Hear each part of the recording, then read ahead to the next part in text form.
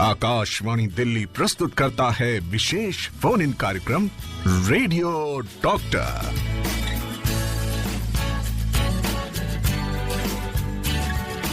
नमस्कार, radio doctor में आप सभी का हार्दिक स्वागत, अभिनंदन स्वीकार करिए अपनी दोस्त शालिनी मित्तल का नमस्कार।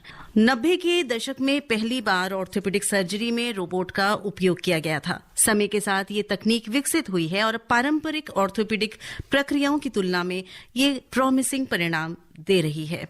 क्या है रोबोटिक सर्जरी? क्या है robotic treatment of orthopaedic problems? हड्डी की जो समस्याएं हो सकती हैं उसमें रोबोट कैसे इस्तेमाल कर सकता है और कैसे ट्रीटमेंट इससे किया जा सकता है, ये विषय लेकर आज हम आपके लिए आए हैं और इस विषय से संबंधित बहुत सारी जानकारी आप तक इस कार्यक्रम के माध्यम से पहुंचेगी। विषय एक बार फिर से सुन लीजिए, robotic treatment of orthopaedic problems.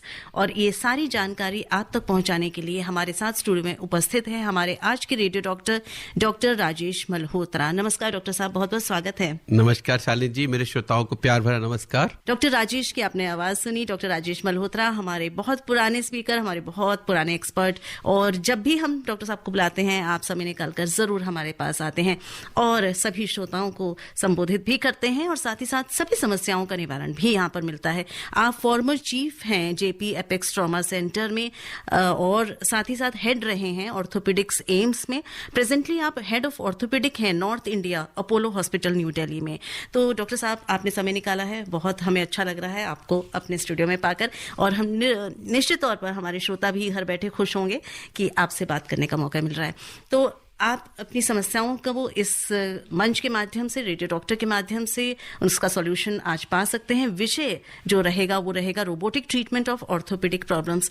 कार्यक्रम का आरंभ करें, एक क्वेश्चन पहले मैं अपना पूछ लूं कि कौन कौन सी ऑर्थोपेडिक प्रॉब्लम्स हो सकती हैं एक आमतौर पर अगर हम बात करें लेमैन के नाम से? ऑर्थोपेडिक प्रॉब्लम तो देखिए नवजात शिशु से लेके और वृद्धावस्था में सभी एज ग्रुप में होते हैं। जैसे कि एक नवजात शिशु में कंजेनिटल प्रॉब्लम्स हो सकती है, क्लब फुट, पैर टेढ़ा है, हाथ टेढ़ा है, बाय बर्थ डिफॉर्मिटीज हैं। फिर बच्चों में कुछ तरह के कैंसर कॉमन होते हैं, कुछ तरह के गठिया, कुछ इन्फेक्शंस कॉमन होती हैं। युवावस्था में भी कुछ गठिया कॉमन ज़्यादा होते हैं और इसके अलावा जो है चोट लगना और इंजरीज कॉमन होती हैं। फिर स्त्रियां जब मेनोपॉज या रजोनिवृत्ति के पास आती हैं तो उसमें ऑस्टियोपोरोसिस का रिस्क रहता है, जो कि फिर वृद्धावस्था में भी रहता है। और फिर ओल्ड एज में कुछ कैंसर्स फिर से एक बार सर उठाते हैं। तो हर आयु में कुछ एक ऑर्थोपेडिक प्रॉब्लम होती है जो कॉमन होती है। और जब हम इसीलिए जब कोई रोगी आता है तो इस बात का खास ध्यान रखते हैं कि उसकी आयु कितनी है और क्या क्या संभावना है। लेकिन कुछ चीज हर एज में कॉमन है, जैसे कि चोट लग जाना हर एज में कॉमन है, एक्सीडेंट केसेस, इन्फेक्शन हर एज में हो सकती है। तो इस तरह की कई सारी चीजें हैं जो किसी भी एज में आपको प्रभावित कर सकती है। जी, इससे पहले कि हम अपने श्रोताओं के प्रश्नों को लेना शुरू करें, हम पहले इस टॉपिक को समझ लेते हैं, क्योंकि आज जो हमने टॉपिक लिया है थोड़ा सा ऐसा है जो हो सकता है कई श्रोता ना समझ पा रहे हों। रोबोटिक ट्रीटमेंट, तो क्या होता है ये रोबोटिक ट्रीटमेंट, रोबोटिक सर्जरी? इसको समझें पहले। तो सर्जरी वही है जो आपके बीमारी के लिए, आपके इलाज के लिए आवश्यक है। इस तरह का है जैसे कि ये टेक्नोलॉजी है। अब टेक्नोलॉजी मेडिकल साइंस में हर जगह आ रही है। अब आपने सुना होगा कि आर्टिफिशियल इंटेलिजेंस से एक्सरे, सीटी स्कैन, एमआरआई के डायग्नोसिस जो है वो आर्टिफिशियल इंटेलिजेंस कर लेती है। आप एक नई मर्सिडीज खरीदते हैं तो उसके अंदर या कोई नई गाड़ी खरीदते हैं उसमें आपको ये भी फैसिलिटी मिल जाती है कि वो अपने आप उसको पार्क कर दे, या आपको नेविगेशन, आपको रास्ता मालूम है, आपको जीपीएस की जरूरत नहीं है, लेकिन एक उसके अंदर टेक्नोलॉजी है। तो इसी तरह हेल्थ केयर में, सर्जरी में टेक्नोलॉजी आ रही है और जनरल सर्जरी में तो ये बहुत एस्टैब्लिश्ड है ऑलरेडी। ऑर्थोपेडिक्स में भी ये अपनी जगह धीरे धीरे बना रही है। पर आप देखें, अब कुछ ऐसी सर्जरीज होती है जैसे प्रोस्टेट का कैंसर है, उसको तो रोबोट से ही किया जाता है हर जगह, हर हॉस्पिटल में, सरकारी हॉस्पिटल में भी रोबोट से किया जाता है। तो रोबोट की जो भी हमारे लिए जो यूजफुलनेस है मेडिकल साइंस में एस्टैब्लिश्ड है। ऑर्थोपेडिक्स में थोड़ा सा कुछ लिमिटेशन जरूर हैं उसकी, इसलिए थोड़ा सा पीछे, पर इसका उपयोग है और धीरे धीरे बढ़ता जा रहा है। जी बिल्कुल, उपयोग है और बढ़ता जा रहा है, और इसीलिए आज हम ये विषय आप के लिए सिलेक्ट करके लाए हैं और बिल्कुल सही जानकारी आप तक पहुंचेगी डॉक्टर राजेश मल्होत्रा के माध्यम से। एक हमारे कॉलर डॉक्टर साहब वेट कर रहे हैं, उनको ले लेते हैं पहले। हेलो। हेलो जी, स्वागत है रेडियो डॉक्टर में। शालिनी मित्तल जी को, रघुविंदर सिंह चट्ठा का नमस्कार। डॉक्टर साहब को सादर प्रणाम। रघुविंदर जी नमस्कार। मेरा सवाल ये है सर कि रोबोटिक जो ऑर्थोपेडिक ट्रीटमेंट है इसका रिकवरी रेट कितना है, और ये मैनुअल जो रिकवरी सर्जरी होती है इसकी ट्रीटमेंट उससे किस तरह भिन्न है, और इसका खर्चा कितना आता है, कृपया ये बताने का कष्ट करें। जी, तो बहुत अच्छा सवाल है। आखिरकार रोबोट का कुछ फायदा है तो क्या है? देखिए, रोबोट जो यूज किया जाता है वो एक्यूरेसी को बढ़ाने के लिए किया जाता है, और कुछ एक ऐसी एडजस्टमेंट्स रोबोट से हम कर सकते हैं जो मैनुअली पॉसिबल नहीं है। क्योंकि अगर मैं ये सोच लूं कि मुझे एक 2.5 डिग्री के एंगल पे कोई चीज लगानी है तो वो सिर्फ रोबोटिक से ही संभव है। तो उस वजह से इसमें जो कई बार हम लोग जो हमें सर्जरी में डाइसेक्शन करना पड़ता है वो कम होता है, तो पेन कम होता है, रिकवरी फास्ट होती है। हालांकि बहुत सारी स्टडीज ये बोलती है कि 6 महीने बाद कोई खास अंतर नहीं होता, लेकिन अर्ली रिकवरी फास्ट होती है, पेन कम होता है, और मोटे तौर पे करीब करीब 50 से 65 हजार रुपए तक का एक्स्ट्रा खर्चा इसमें आता है। जी, और इन्होंने ये भी आपने बताया कि इसका डिफरेंस, मैं थोड़ा सा विस्तार से चाहूंगी, बहुत सारे श्रोता ये जानना चाहेंगे कि अगर बहुत टाइम से, बहुत समय से ट्रेडिशनल सर्जरी की जाती रही है, और अभी भी नंबर ऑफ सर्जरीज तो शायद वही ज्यादा होंगी रोबोटिक से के मायने में, तो क्यों वो शिफ्ट हो, या जैसे एक सक्सेस रेट की भी बात की चट्टा जी ने कि क्या सक्सेस रेट बराबर है या इसकी हायर है? देखिए, ऐसा है कि हम लोग कन्वेंशनल सर्जरी इतने ज्यादा सालों से कर रहे हैं, तो उसका हमें प्रिसाइजली लॉन्ग टर्म रिजल्ट मालूम है कि 25 साल बाद क्या होता है, 30 साल बाद क्या होता है। तो वो डिफरेंस रहेगा, क्योंकि रोबोटिक का इतना लंबा फॉलोअप नहीं है। लेकिन ये बात जरूर है कि अगर कोई भी हम टेक्नोलॉजिकल एडवांस है, उसकी कुछ ऐसी सिचुएशंस होती है जिसमें उसकी आवश्यकता नहीं होती है, कुछ ऐसी होती है जो उसके बिना करना बहुत मुश्किल है। जैसे कि मैं आपको बताता हूं कि आपको कोई जॉइंट रिप्लेसमेंट करनी है, लेकिन उसके आसपास की बोन पहले फ्रैक्चर से टेढ़ी मेढ़ी हो गई, तो ऐसे में मैनुअली उसके इंस्ट्रूमेंट ही पास करना पॉसिबल नहीं है। और मैं आपको ये बता दूं कि हमने मैनुअल से या कन्वेंशनल से रोबोटिक में डायरेक्टली जंप नहीं किया। पहले जो टेक्नोलॉजी आई, कई तरह की आई, जैसे एक कंप्यूटर असिस्टेड आई। अच्छा। तो उसमें हम वही चीज करते थे। ये जो है रोबोटिक है, कंप्यूटर से आगे स्टेप है, क्योंकि इसमें जो कंप्यूटर था उसमें सारी सर्जरी हम करते थे और कंप्यूटर हमें गाइड करता था।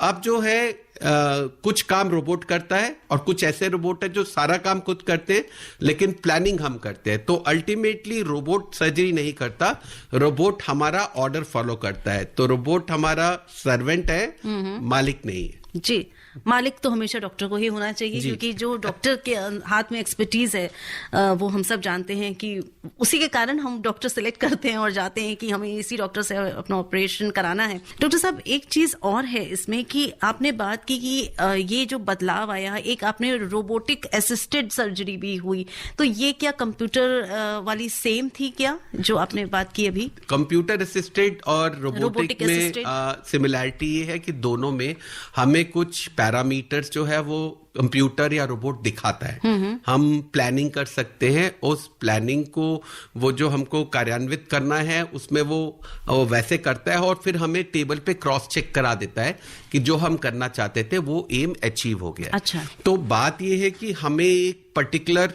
पोजीशन में जॉइंट डालना है। मान लीजिए अभी जॉइंट रिप्लेसमेंट की बात करते हैं, ऑर्थोपेडिक्स में रोबोट के और भी बहुत सारे यूजेस हैं, लेकिन अगर बात करते हैं कि जॉइंट रिप्लेसमेंट की, तो हम उसको एक पर्टिकुलर पोजीशन में डालना चाहते हैं। तो हमारे पास मैनुअल इंस्ट्रूमेंट होते हैं जिनसे कि थोड़ा सा 2-3 डिग्री इधर 2-3 डिग्री उधर हो सकता है। तो रोबोट जो है वो जब भी टेक्नोलॉजी यूज की जाती है उसके पर्पसेस होते हैं एक्यूरेसी बढ़ाना, सेफ्टी बढ़ाना। अगर आप रोबोट स्पाइन सर्जरी में यूज कर रहे हैं और स्पाइन बहुत टेढ़ी मेढ़ी है और आपको उसमें स्क्रू डालने हैं, तो मैनुअली ये खतरा है कि आप उसको नर्व को डैमेज कर दें। तो वहां पे रोबोट जो है उसकी पूरी जो आपको पूरी डायरेक्शन दिखा देगा कि आप इधर से दिखाएं, और वो आपको साथ साथ दिखाएगा कि आप जैसे जैसे आपका स्क्रू जा रहा है वो करेक्ट डायरेक्शन में जा रहा है, नहीं तो वो रेड लाइन दिखा देगा। अच्छा। तो इस प्रकार एक्यूरेसी, प्रिसीजन, एक्यूरेसी, सेफ्टी, तो वो भी एक नहीं तो कई सर्जरीज में रोबोटिक में कई बार जो है कन्वेंशनल से समय ज्यादा लगता है। अच्छा। लेकिन वो एक्यूरेसी और उसकी बात है। रोबोटिक सर्जरी कन्वेंशनल से फास्टर नहीं है अगर आपका सर्जन एक्सपीरियंस्ड है तो। अच्छा जी।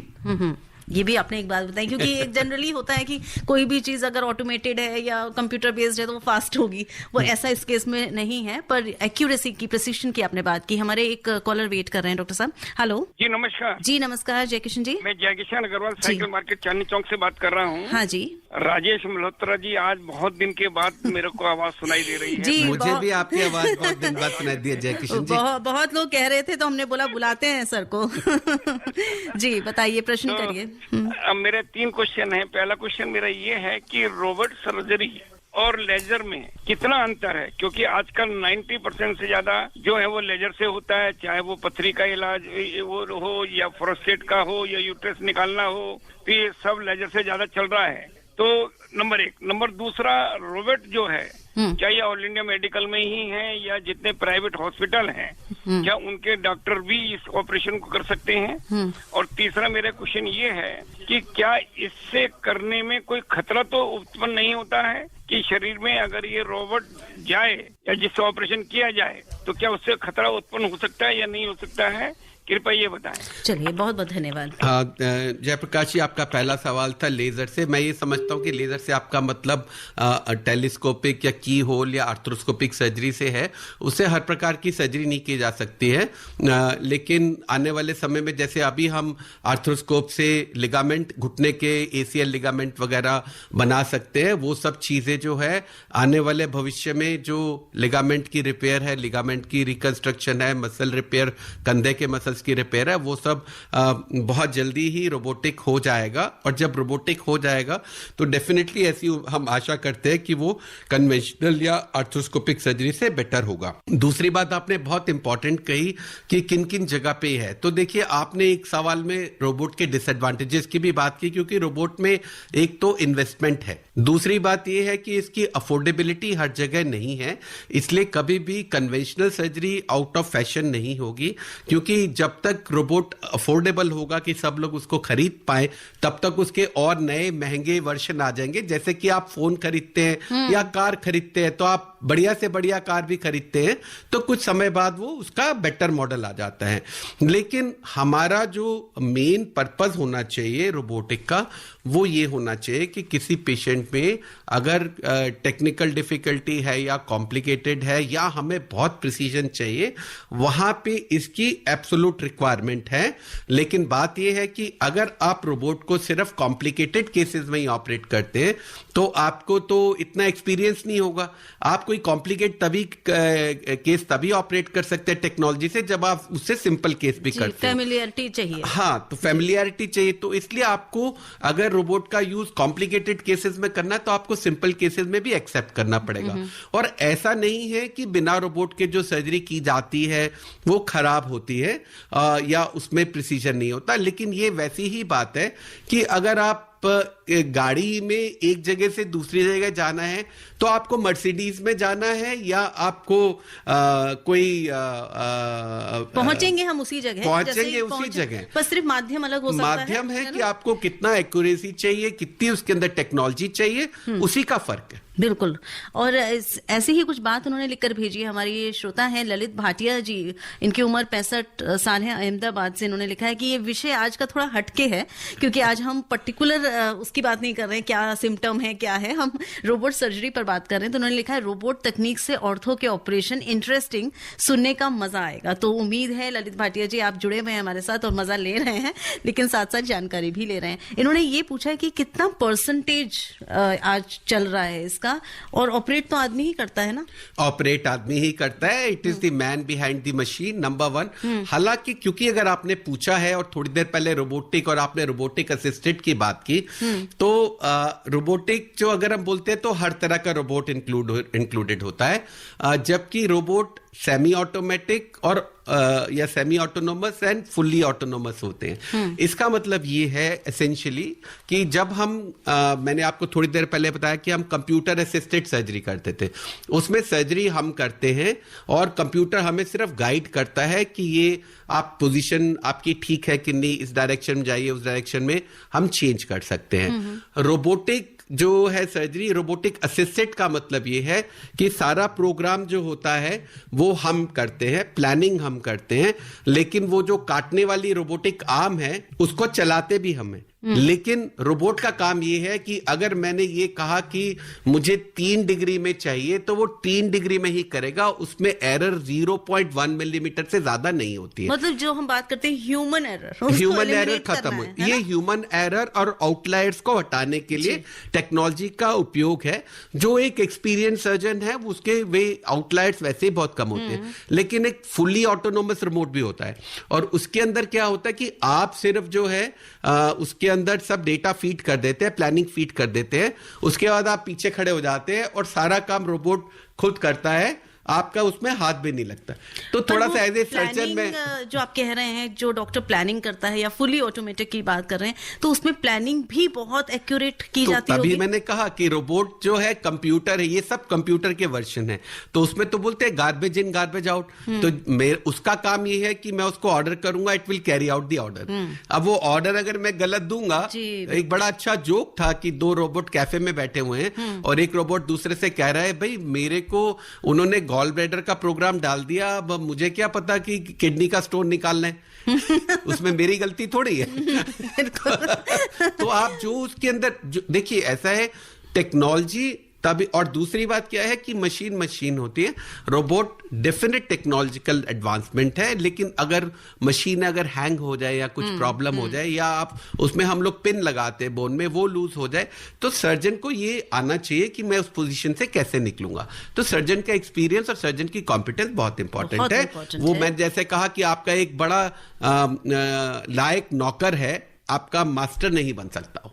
बिल्कुल बिल्कुल। और बहुत सारे हमारे श्रोता हमारे साथ जुड़ रहे हैं जो यही इस बात को बार बार जानना चाहते हैं। आपने उस चीज को बोला है, पर ये हमारे एक और श्रोता हमारे साथ हैं जिन्होंने हमें मैसेज लिखकर भेजा है। सुनीता जैन हमारे साथ जुड़ी हैं इस कार्यक्रम में, लिख रही है, hello Shalini ji, I am listening to this programme.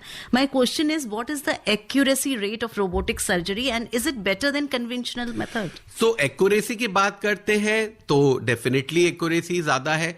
और क्योंकि आज जनरलाइज रोबोटिक की बात कर रहे हैं, तो अगर स्पाइन सर्जरी है उसके अंदर कॉम्प्लेक्स डिफॉर्मिटी करेक्शन है, वो अब आप देखें कि जैसे जनरल सर्जरी में रोबोटिक आर्म होती है, वो वहां भी पहुंच सकती है जहां पे आपका हाथ एज ए सर्जन नहीं पहुंच सकता। तो इसलिए टेक्नोलॉजी के एडवांटेजेस में रोबोट के एडवांटेज जहां पे एस्टैब्लिश्ड है, कार्डियक सर्जरी है, प्रोस्टेट सर्जरी है, जनरल सर्जरी है, इन सब में तो एस्टैब्लिश्ड है।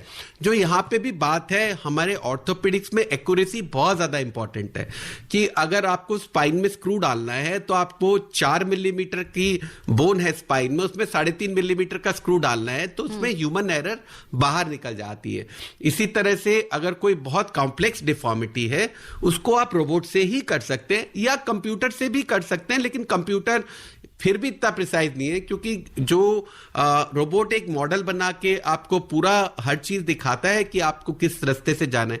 अब जैसे आपको किसी को पेल्विस में फ्रैक्चर हो गया, तो उसमें अगर स्क्रूज पास करने हैं, कई बार वाइटल स्ट्रक्चर्स पास नहीं होते, वो भी रोबोट एफर्टलेसली प्लानिंग करके अपने आप कर सकता है। तो सेफ्टी, प्रिसीशन, फिर दूसरी बात यह है कि कई बार जहां पे ज्यादा कट लगाना पड़े, रोबोट छोटे कट से काम कर देता है, तो रिकवरी टाइम कम हो जाता है, क्योंकि इंजरी कम होती है, सर्जरी फास्ट हो जाती है, ब्लड लॉस कम होता है। तो बहुत सारे एडवांटेजेस हैं। हमारे एक कॉलर वेट कर रहे हैं, कुछ पूछना चाहते हैं। हेलो। हाँ, सबसे पहले तो शालिनी मैम और डॉक्टर साहब दोनों को तहे दिल से बेहद शालीनता से ही नमस्कार। जी नमस्कार। नमस्कार जी। जी हाँ जी, मैं राजेंद्र बोल रहा हूँ करमपुरा दिल्ली से ही। बाई रोबोट और बाई कंप्यूटर, और इसमें क्वालिटी और स्पीड से मतलब बेटर जो है ट्रीटमेंट किस तरीके से संभव है, मैं पहला सवाल मेरा ये है। दूसरा सवाल मेरा ये है कि चूंकि मेरे को ये दोनों हिप्स के ऊपर और दोनों नेक में राइट साइड में 2004 से मुझे प्रॉब्लम है,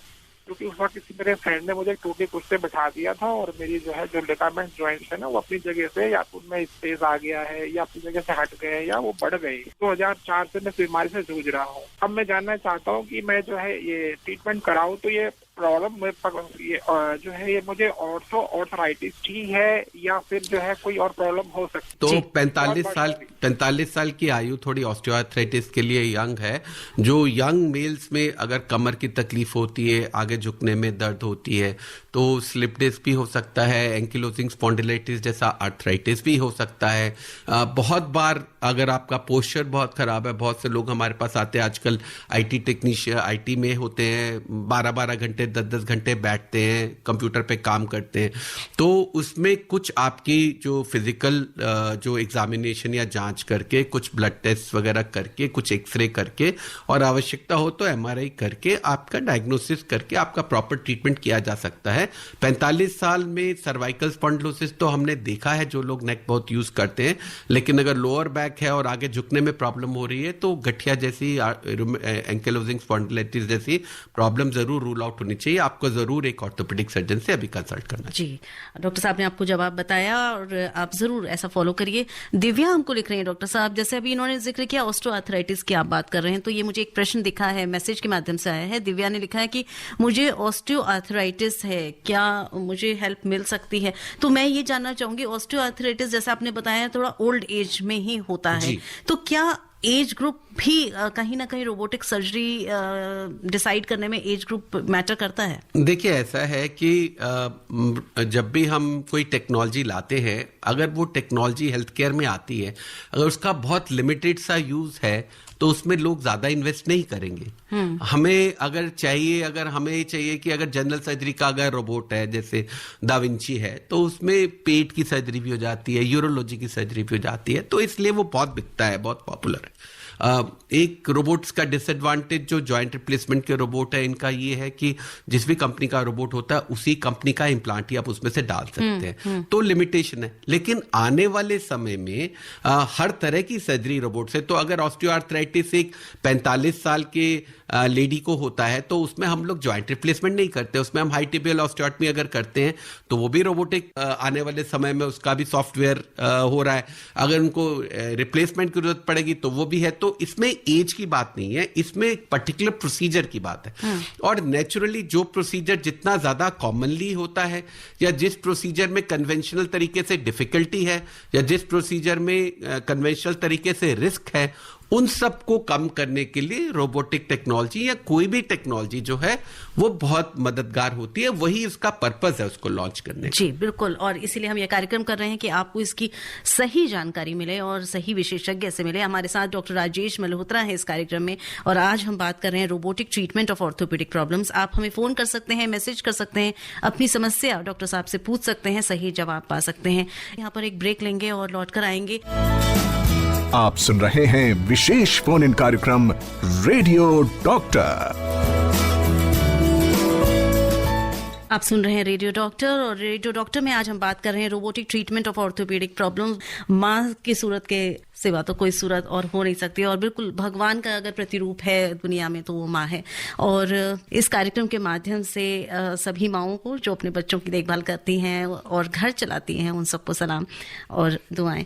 डॉक्टर साहब, आलोक सेन हमको लिख रहे हैं अजमेर से, राजस्थान से, कि ऐसा भी हो सकता है कि रोबोट चलते चलते रुक जाए या रोक दिया जाए, कुछ ऐसा हो सकता है? हाँ, ऐसा कुछ नहीं है। देखिए, ऐसा मैंने पहले भी कहा था कि जो सर्जन है, वो सर्जन पहले तो सर्जन की चॉइस है कि वो रोबोट से करना चाहता है, कंप्यूटर से करना चाहता है या कन्वेंशनल करना चाहता है, और आपसे उसको डिस्कस करना चाहिए। दूसरी बात यह है कि मैंने जैसे कहा कि आप गाड़ी चलाते हैं, तो अगर टायर खराब हो जाता है तो आपको पता है टायर कैसे चेंज करना है, लेकिन उसकी भी इतनी बात नहीं है।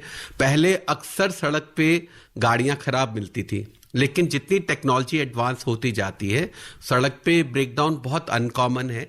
तो ये बहुत एडवांस टेक्नोलॉजीज हैं, लेकिन कभी भी अगर हम चाहें सर्जरी के दौरान कि हमको यहाँ पे रोकना है तो हम रोक सकते हैं उसमें, क्योंकि उसको जो इवन जो फुल्ली ऑटोनोमस रोबोट भी है उसको भी हम चाहें तो हम रोक सकते हैं। और दूसरी बात ये है कि अगर सर्जन होशियार है, सजग है, तो वो कोई ऐसी बात नहीं है किसी भी स्टेज पे अगर उसको ये लगता है कि कुछ कोर्स करेक्शन की जरूरत है तो उसको रोक के कोर्स करेक्शन कर सकता है। अगर उसको लगता है कि ये जो अभी मैंने कट किया है बोन में वो अगर ठीक नहीं है और मुझको इसको मॉडिफाई करना चाहिए, तो एक नंबर कुछ और फीड करेंगे वहां पे और उसके हिसाब से उसको दोबारा उसको ठीक कर देगा।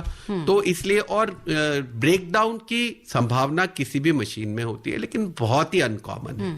और इसलिए कि कभी ऐसा सुनने में नहीं आता कि रोबोट खराब हो गया तो वो सर्जरी पूरी नहीं हो पाई। और जहां तक रोकने का सवाल है, जी बिल्कुल, अगर रिस्पॉन्सिबिलिटी मेरी है, सर्जन मैं हूं, तो मैं कभी भी रोक सकता हूं इसे। जी बिल्कुल। और इसमें ये जो उनका एक, मुझे लगा ये प्रश्न हो सकता है बहुत सारे श्रोताओं के मन में हो, कहीं कोई खराबी आ जाए या तो जैसे आपने बात की कि उसकी केयर की जाती है और चलाने से पहले और उसको ऑपरेट करने से पहले उसका पूरा देखा जाता होगा कि ये सब सारी चीजें चल रही हैं। अभी देखिए ऐसा कि हवाई जहाज भी एक मशीनरी है, पर उसके जो प्रोटोकॉल्स हैं, जो उसके एल्गोरिथम्स हैं, तो वो कई जगह ऐसी होती है जहां पे अफोर्ड नहीं किया जा सकता कि कोई स्नैग हो। बिल्कुल। तो डॉक्टर साहब, हमारे पास मैसेजेस बहुत सारे आ गए हैं और हमारे जो श्रोता हैं इस कार्यक्रम को बहुत पसंद कर रहे हैं। लिखने वाले हैं रणधीर गुप्ता, ओखला संगम विहार से लिख रहे हैं, डॉक्टर राजेश मल्होत्रा जी, शालिनी मैडम जी, सादर प्रणाम। आज का विषय भी अलग है, कार्यक्रम बहुत अच्छा लग रहा है और महत्वपूर्ण जानकारियां मिल रही हैं। तो कोई प्रश्न तो नहीं किया है, पर कार्यक्रम में जो भी सुन रहे हैं वो जानकारी ग्रहण कर रहे हैं और उसको पसंद भी कर रहे हैं। बहुत बहुत धन्यवाद। इसी तरह से जुड़े रहिए हमारे कार्यक्रम के साथ। और ऐसा ही एक तारीफ भरा मैसेज भेजा है देवदत्त पारसोलिया जी ने, assistant wireless officer Delhi fire services, और इन्होंने काफी बातें लिखी हैं कि कार्यक्रम में क्या क्या अच्छा लग रहा है, आवाजें अच्छी लग रही हैं, डॉक्टर साहब का बोलने का तरीका अच्छा लग रहा है, प्रेजेंटेशन अच्छा लग रहा है। तो बहुत धन्यवाद देवदत्त जी, और इसी तरह से हमारे कार्यक्रम में जुड़े रहिए। ये मैसेज भेजा है सुनीता जैन जी ने, उन्होंने थैंक यू लिखा है, डॉक्टर साहब ने सही जवाब और सही जानकारी जो इनका प्रश्न था उसमें इनको मिली है, उसके लिए धन्यवाद कर रही हैं। ये प्रश्न हमें नाम तो नहीं मिल रहा है मुझे, लिखा है कि can common people of this nation bear the cost of robotic surgery, या सिर्फ एलीट क्लास के लिए ये रह जाएगा? जी, अगर देखा जाए तो जॉइंट रिप्लेसमेंट की कॉस्ट के मुकाबले में एडिशनल टेक्नोलॉजी की कॉस्ट एक छोटा सा फ्रैक्शन है। अभी जो रोबोट की वाइड स्प्रेड जो अभी एक्सेप्टेबिलिटी जो अभी नहीं है, वो इसलिए है कि बहुत सारी इंश्योरेंस कंपनीज कई तरह की रोबोटिक सर्जरीज को अप्रूव करती हैं, लेकिन अभी ऑर्थोपेडिक रोबोटिक सर्जरी को उन्होंने रीइंबर्स करना नहीं शुरू किया है। तो उसकी वजह से पेशेंट को खुद पे करना पड़ता है। लेकिन अगर आप टोटल जॉइंट रिप्लेसमेंट की कॉस्ट देखें, उसमें अलग अलग कंपनी के जो भी डिस्पोजेबल्स है जिनकी की एसेंशियल कॉस्ट होती है, तो वो 35,000 से 60,000 65,000 तक में आ जाते हैं। तो दूसरी बात यह है कि जैसे मैंने कहा कि हर किसी के लिए रोबोटिक अगर अफोर्डेबल नहीं है तो ऐसा कुछ नहीं है, हम सर्जरी तो हमेशा से ही करते आए हैं।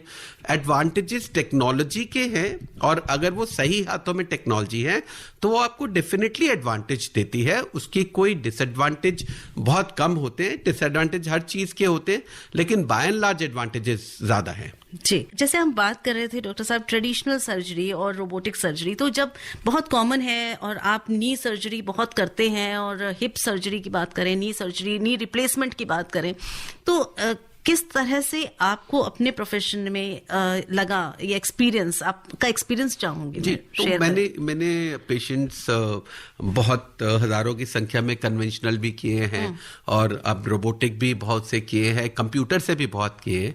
इसलिए मैं पेशेंट को बोलता हूं कि देखिए ऐसा है, पहली बात तो ये है कि आप अपना सर्जन चुने और वो सर्जन को ट्रस्ट करे कि वो किस तरीके से आपका करना है। जिस सर्जन में आपको कॉन्फिडेंस है उसके पास जाए, पहली बात ये है। दूसरी बात ये है कि हम लोगों का एटीट्यूड थोड़ा अलग है। बहुत से लोग क्या है, वो ये कहते हैं कि अगर मेरे पास रोबोट है तो रोबोट ही दुनिया की सबसे अच्छी चीज है, हर ऑपरेशन रोबोट से होना चाहिए। जिसके पास नहीं है वो ये बोलता है रोबोट एकदम बेकार है, उसका तो कोई फायदा नहीं है। जी जी, पेशेंट कंफ्यूज होता है। एक बैलेंस्ड व्यू लेना चाहिए। हर सर्जरी जो होती है वो आपका सर्जन जो है उसका अगर कॉन्फिडेंस कन्वेंशनल में ज्यादा है तो आप उसको फोर्स करके उससे रोबोटिक नहीं कराइए। और अगर आपकी अफोर्डेबिलिटी नहीं है रोबोटिक की, तो ऐसी बात नहीं है कि आपको कोई ऐसा घर बेच के रोबोटिक कराना है। तो बेसिकली जिन लोगों को, जैसे लोग होते हैं, बहुत से लोग होते हैं, हमें फला इम्प्लांट चाहिए, फला टेक्नोलॉजी चाहिए, तो उनके लिए है। अगर आपके लिए अफोर्डिंग नहीं है तो मैं ये नहीं कहता कि आप उसको आउट ऑफ द वे जाके करें, लेकिन आप अगर अफोर्ड करते हैं और आप चाहते हैं कि टेक्नोलॉजी की मदद आपको सर्जरी में मिले। अब जैसे रोबोट, अब तो आपने कहा कि नी रिप्लेसमेंट, एक्चुअली जो रोबोट का सबसे बड़ा एडवांटेजेस है वो हिप रिप्लेसमेंट और पार्शियल नी रिप्लेसमेंट में कहीं ज्यादा है। अच्छा। पार्शियल नी रिप्लेसमेंट एक ऐसी सर्जरी है जिसमें एक्यूरेसी फर्क कर सकती है टोटल सक्सेस और फेलियर में। अगर पार्शियल नी रिप्लेसमेंट के कंपोनेंट गलत पोजीशन में लगे तो वो जल्दी फेल हो सकता है, और इसी तरह हिप रिप्लेसमेंट में अगर कंपोनेंट ठीक पोजीशन में नहीं लगे तो उसमें डिसलोकेशन हो सकती है। नी रिप्लेसमेंट में सबसे ज्यादा उसका यूज ये है कि आजकल हम लोग थोड़ा पुरानी कन्वेंशन से चेंज हो रहे हैं कि पहले ये होता था कि हम लोग हमेशा एक पर्टिकुलर पोजीशन में कंपोनेंट डालते थे।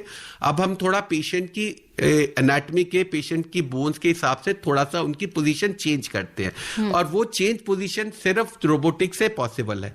पर ऐसा नहीं है कि जो कन्वेंशनल तरीका उसमें कोई खराबी है, ये एक एडवांटेज है। अगर आप अफोर्ड करते हैं और आप चाहते हैं तो आपके लिए आज की डेट में अवेलेबल। अंकित हमें लिख रहे हैं सरिता विहार से, डॉक्टर साहब को बहुत बहुत प्रणाम अपना कीमती समय देने के लिए। तो ये तो हम धन्यवाद भी बोल रहे हैं, हमारे बहुत सारे श्रोता भी बोल रहे हैं। धन्यवाद। हाँ बिल्कुल धन्यवाद अंकित जी कि आप समय निकालकर हमारा कार्यक्रम सुन रहे हैं, और इस कार्यक्रम का उद्देश्य तभी पूरा होता है जब हमारे श्रोता इसको सुनते हैं, क्योंकि प्रोग्राम के बारे में सोचना, क्या टॉपिक लाना, डॉक्टर कौन आएंगे, सारी चीजें तो हम करते हैं, बट सक्सेसफुल तो तभी होता है ना डॉक्टर साहब जब हमारे श्रोता जुड़ते हैं इसके साथ, प्रश्न करते हैं। डॉक्टर साहब यशपाल जी हमें लिख रहे हैं द्वारका दिल्ली से, नमस्कार टू माय फेवरेट दोस्त Shalini ji and outstanding doctor Malhotra ji, thanks for your very nice information. I think cost and excellent doctor like Dr. Malhotra are limitations in robotic surgeries। मुझे लगता है इन्होंने कार्यक्रम पूरा नहीं सुना। आपने बताया था man behind the robot is the doctor only। That's absolutely। तो डॉक्टर की इंपॉर्टेंस तो कभी कम हो नहीं सकती यशपाल जी। और ये हमें लिखकर भेजा है, नाम नहीं लिखा है हमारे दोस्त ने, इन्होंने सिर्फ ये लिखा है मिनिमल इन्वेजिव सर्जरी। डॉक्टर साहब क्या ये सेम है, डिफरेंट है? सो मिनिमली इन्वेजिव सर्जरी एक फिलॉसफी है जिसमें एक बड़ा लॉजिकल सा, आप इसको इंट्यूटिव समझ लीजिए, आपको एकदम समझ में आ जाएगा कि जो काम अगर जैसे हमने की होल सर्जरी शुरू कर दी कि घुटने के लिगामेंट अब की होल सर्जरी से रिपेयर हो जाते हैं, कंधे के मसल्स की इंजरी जो है वो की होल सर्जरी से हो जाती है, तो ये की होल सर्जरी भी मिनिमली इन्वेजिव सर्जरी है। पहले गॉल ब्लैडर जो है वो पेट खोल के निकाला जाता था, अब एक छोटा सा कट दे के लैप्रोस्कोप से निकालते हैं, ये मिनिमली इन्वेजिव सर्जरी है। और ये रोबोटिक और नॉन रोबोटिक हर तरह से हो सकती है, आर्थ्रोस्कोपी असिस्टेड हो सकती है जिसको कि दूरबीन या टेलीस्कोपिक सर्जरी कहते हैं। तो हाँ, ये कंसेप्ट इसलिए आ रहा है क्योंकि इसके कई कारण हैं। एक तो ये है कि पेशेंट को तकलीफ कम होती है, ब्लड लॉस कम होता है, रिकवरी फास्ट होती है, और वेस्टर्न कंट्रीज में और इवन भारत में भी जहां पे पेशेंट्स की लाइन लगी रहती है, वेटिंग लिस्ट लगी रहती है, वहां पे अगर पेशेंट की रिकवरी फास्ट होती है और पेशेंट घर जाता है जल्दी, तो वो मिनिमली इन्वेजिव का एक बहुत बड़ा पर्पस है। अमेरिका जैसे कंट्रीज में उससे, क्योंकि उनको बेड की कॉस्ट बहुत ज्यादा होती है, तो वो नर्सेस को, फिजियोथेरेपिस्ट को घर भेज देते हैं कि आप वहां जाके करा दो, लेकिन बेड खाली करो क्योंकि बेड हमें ज्यादा महंगा पड़ता है। जबकि हमारे यहाँ इसका पर्पस ये है कि जो हमारी वेटिंग लिस्ट है, बहुत से हमने एम्स में डे केयर सर्जरी शुरू की, डे केयर हिप रिप्लेसमेंट किया, उन सब का पर्पस ये है कि भारत में ऑप्टिमम यूटिलाइजेशन बेड्स का हो जाए, ज्यादा पेशेंट उतने लिमिटेड नंबर ऑफ बेड्स पे ट्रीट कर पाए। तो इन सब एडवांटेजेस के साथ आती है मिनिमली इन्वेजिव सर्जरी। जी, बहुत अच्छे से आपने बताया। ये एक अलग ही सर्जरी का एक रूप है जिसमें कि जल्दी ट्रीटमेंट या रिकवरी फास्ट होती है। प्रोग्राम बहुत अच्छा लग रहा है, रोबोटिक सर्जरी से संबंधित बहुत अच्छी जानकारी डॉक्टर साहब द्वारा मिल रही है, उनका बहुत बहुत धन्यवाद। लिख रहे हैं योगेंद्र कुमार, सहायक अध्यापक हैं, ग्राम किठौली, जनपद मेरठ, उत्तर प्रदेश से। तो आपका भी धन्यवाद। और ये एक इन्होंने क्वेश्चन लिखा है, can robotic surgery depend upon the patients choice और डॉक्टर्स कंसल्टेशन इज कंपल्सरी? जी, ऐसा है कि अगर आपको रोबोटिक सर्जरी के बारे में जानना है तो जब आप कोई सर्जरी के लिए जाते हैं तो अपने डॉक्टर से डिस्कस कर सकते हैं, लेकिन ऐसा कुछ वो नहीं है कि आप चाहे नहीं चाहे रोबोटिक और डॉक्टर जबरदस्ती रोबोटिक कर दे, ऐसा भी कुछ नहीं है। ये एक आपके लिए चॉइस है। आप एक रेस्टोरेंट में जाते हैं, खाना खाने जाते हैं, आपके लिए चॉइस है कि आप किस तरह का खाना खाना चाहते हैं, तो ये तो आपकी पर्सनल चॉइस पे है। अगर आपको उसमें कुछ डाउट है तो अपने डॉक्टर से आप उसके एडवांटेजेस और डिसएडवांटेजेस डिस्कस कर सकते हैं। लेकिन जैसे मैंने बार बार कहा कि ये टेक्नोलॉजी है, एक पॉइंट ए से पॉइंट बी तक जाना है, कोई भी कार में आप जाएंगे आप जा सकते हैं। अब आपको कैसी लग्जरी, कैसा कंफर्ट और कैसी सेफ्टी चाहिए, कितने एयर बैग चाहिए कार में, कितनी सेफ्टी चाहिए, कितनी एक्यूरेसी चाहिए, वो तो आपकी चॉइस और अफोर्डेबिलिटी पे डिपेंड करता है। एक बहुत अच्छी बात जो मुझे अभी याद आ रही है इस पॉइंट पे, डॉक्टर साहब आपने बोला कि इसका जो प्रिसीशन है, और कई बार depending on the condition of the patient कि उसमें अगर डालना सेफ्टी कॉम्प्रोमाइज होती है, जैसे आपने कहा टेढ़ी मेढ़ी है या टूट गई है कुछ, तो शायद वहां पर उसमें हेल्प मिलती है या एक्यूरेसी ज्यादा हो सकती है। बिल्कुल, जैसे मैंने आपको बताया कि एब्डोमिनल सर्जरी में कई जगह पेट में जहां पे हाथ नहीं जा सकता वहां रोबोटिक काम जा सकती है। इसी तरह हर स्पेशलिटी में कुछ बहुत कॉम्प्लिकेटेड केसेस होते हैं जिनको कन्वेंशनल केसेस एक तरीके से करना बहुत मुश्किल होता है, और ऐसे में रोबोटिक काम का पर्टिकुलर यूज है। जी, और इधर मैं ये भी कहना चाहूंगी कि हम इस कार्यक्रम को यहाँ पर जो कर रहे हैं उसका उद्देश्य ये है कि आपको हम इसके बारे में बताएं। जो भी मेडिकल एडवांसमेंट होती है वो भी एक पार्ट है हमारे इस कार्यक्रम का, कि आपको पता चले कि किस तरह से ऑल्टरनेट तरीके भी अवेलेबल हैं जिससे कि आप ट्रीटमेंट करा सकते हैं। कराएं नहीं कराएं ये आपकी और डॉक्टर की चॉइस है, but then you should know about it. हमारे एक कॉलर वेट कर रहे हैं, हमारे साथ हैं फोन लाइन पर। हेलो जी नमस्कार। जी नमस्कार, मैं बीपी गौतम मेरठ से बोल रहा हूँ, और मुझे पूछना है कि रोबोटिक सर्जरी की प्रोग्नोसिस गुड है या बैड, और ग्रामीण क्षेत्रों में कब तक आ जाएगी रोबोटिक सर्जरी? जी, तो ऐसा है कि प्रोग्नोसिस गुड और बैड सर्जरी का होता है। अगर मुझे ये पता लगे कि रोबोटिक का प्रोग्नोसिस खराब है तो मैं अपने पेशेंट को कभी भी ऑफर नहीं करूंगा। तो इसलिए अगर सर्जरी, देखिए रोबोट तो सर्वेंट है ना, तो वो अगर कहीं कुछ गड़बड़ होती है तो सर्जन ये नहीं कह सकता कि ये रोबोट ने गड़बड़ किया, इसमें मेरी कोई गलती नहीं है, क्योंकि आप ऑपरेट सर्जन से करा रही है। याद रखें, रोबोटिक सर्जरी का मतलब ये नहीं है कि रोबोट ने आपसे फीस लेनी है या आप रोबोट के आपसे बात करके और आपको काउंसिल करना है। ये एक आपके सर्जन की और आपकी दोनों की चॉइस पे डिपेंड करता है, और प्रोग्नोसिस अगर खराब हो ऐसा कोई रीजन नहीं है। सर्जरी का प्रोग्नोसिस अच्छा या खराब हो सकता है, उसको रोबोट से यूज करने से प्रोग्नोसिस खराब हो जाए ऐसा नहीं है, बल्कि जो भी टेक्नोलॉजी यूज की जाती है वो कुछ हद तक इस उम्मीद से की जाती है कि उससे प्रोग्नोसिस अच्छा होगा। और कई बार जैसे मैंने बोला कि हम इसमें सिर्फ जॉइंट रिप्लेसमेंट की, hip replacement, knee replacement, shoulder replacement की बात नहीं कर रहे हैं। कई बार पेल्विस में ऐसे कॉम्प्लेक्स फ्रैक्चर्स होते हैं जिनके अंदर स्क्रू डालना होता है, जो कि कॉम्प्लिकेटेड है। स्पाइन सर्जरी की हमने बात की, फुट एंड एंकल में, बल्कि रोबोट का यूज तो कई बार बहुत डिफिकल्ट, किसी फुट के जॉइंट में इंजेक्शन लगाना है, लोग उसके लिए भी यूज करते हैं। और दूसरी बात यह है कि रोबोट आपको ओटी में ऐसे रोबोट आ गए जो आपकी सर्कुलेटिंग नर्स की तरह से सामान का स्टॉक रख सकते हैं, उनकी काउंटिंग कर सकते हैं। रोबोट रिहैबिलिटेशन में बहुत काम आ रहा है। आप सबको मालूम है कि ऑर्थोपेडिक्स में फिजियोथेरेपी एक बहुत इंपॉर्टेंट पार्ट है जी। तो ऐसे रोबोट डेवलप कर लिए गए हैं जो कि आपको फिजियोथेरेपी करवाते, जो आपकी मदद, आपकी रिकवरी में मदद करते हैं। पोस्ट ऑपरेटिव भी है। तो ये तो टेक्नोलॉजी है, और टेक्नोलॉजी देखिए, आपके मेरे चाहने या नहीं चाहने से हम टेक्नोलॉजी को रोक नहीं पाएंगे, क्योंकि वो टेक्नोलॉजी हम ही लोग डेवलप कर रहे हैं। जितने भी मेडिकल साइंस में रोबोट हैं, वो जो डॉक्टर हैं, बायोलॉजी के लोग हैं, और जो इंजीनियर हैं, वो लोग मिलके इस तरह से सॉफ्टवेयर बनाते हैं कि जिसकी वजह से पेशेंट को सेफ्टी सर्जिकल प्रोसीजर की बढ़ जाए, क्योंकि सर्जरी आज की डेट में भी मेजर चीज है। लेकिन आपने रोबोट से किया या नहीं किया, अगर आप डायबिटिक है तो आपको इन्फेक्शन का रिस्क है, उसमें ना तो रोबोट करने से और नहीं करने से कुछ फर्क नहीं पड़ने वाला। तो कुछ सर्जरी में कुछ चीजें ऐसी रहेंगी जिसको टेक्नोलॉजी मदद नहीं कर पाएगी, लेकिन अदरवाइज टेक्नोलॉजी जो पूरा जो प्रोसीजर है उसमें तो मदद करती है जी। और अभी आपने पोस्ट ऑपरेटिव की भी बात की, रिहैबिलिटेशन की भी बात की, पर मैं ये जरूर जानना चाहूंगी, समय कम है हमारे पास, कि सर्जरी से पहले की भी एक तैयारी होती है और उसके लिए भी काफी टेस्ट किए जाते हैं और देखा जाता है जी, और जी, तो थोड़ा सा बताएं शॉर्ट में कि सर्जरी से पहले सर्जरी की तैयारी सेम रहती है। सिर्फ कुछ रोबोट ऐसे होते हैं जो पहले से, जिनमें एक सीटी स्कैन कर लिया जाता है। उस सीटी स्कैन करने का ये फायदा होता है कि वो सारी इंफॉर्मेशन मशीन में रोबोट रोबोट में फीड कर दी जाती है, उसके हिसाब से वो एक प्लानिंग बना देता है और उस प्लानिंग को जब हम ऑपरेट करते हैं तो हम पेशेंट के लिगामेंट्स टेस्ट करते हैं और पेशेंट के लिगामेंट टेस्ट करने के बाद उसमें जरूरी चेंजेस बदलाव करते हैं और उसके बाद हम जब उस प्लानिंग को लॉक कर देते हैं तो फिर वही प्लानिंग जो है कंप्लीटली प्रिसीजन से रोबोट करता है।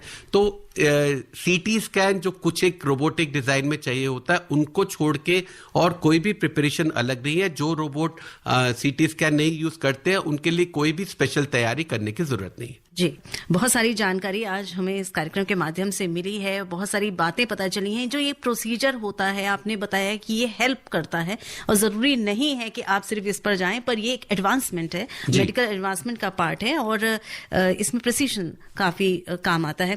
डॉक्टर साहब, जैसे जब प्रिसीजन की बात होती है या कोई नई टेक्नोलॉजी आती है, जब भी हम बात करते हैं तो उसमें ट्रेनिंग बहुत इंपॉर्टेंट हो जाती है। तो ट्रेनिंग का जब हम पार्ट की बात करते हैं, क्योंकि क्या होता है एज अ पेशेंट आप जब जाते हो डॉक्टर के पास और वो अगर कहता है, जैसा आप कह रहे हैं कि चॉइस है और वो कहेगा कि मैं रोबोटिक कर दूंगा, तो सबसे पहले पेशेंट को लगेगा कि पता नहीं इनको ठीक से कितनी ट्रेनिंग हुई है या नहीं। तो वो पार्ट कितना इंपॉर्टेंट है आपके हिसाब से, या फिर एक जो कन्वेंशनल फॉर्म ऑफ डॉक्टर कर रहा है वो इसको इजीली कर लेता है? जी, तो आपने बड़ी अच्छी बात की, मैं जल्दी से बताता हूँ समय के अभाव में। एक तो ये है कि ट्रेनिंग वाली बात बहुत जरूरी है, लेकिन आप बिना ट्रेनिंग के तो कोई भी ऑपरेशन नहीं कर सकते। लेकिन जो इसमें दूसरी इंटरेस्टिंग बात है वो ये देखा गया है कि जो लर्निंग कर्व है, अगर मुझे कोई ऑपरेशन सीखना है तो वो अगर मैं रोबोट से या टेक्नोलॉजी से सीखता हूं तो लर्निंग कर्व बहुत छोटा हो जाता है। उससे समझना बहुत आसान है, क्योंकि आपके सामने आपको ये ध्यान नहीं देना है कि मैं इतना प्रिसाइजली काटूं, अगर मैं काटने पे ध्यान नहीं दूंगा तो टेढ़ा कट जाएगा, ऐसा वो सब चीजें उसमें से वो सब फैक्टर निकल जाते हैं।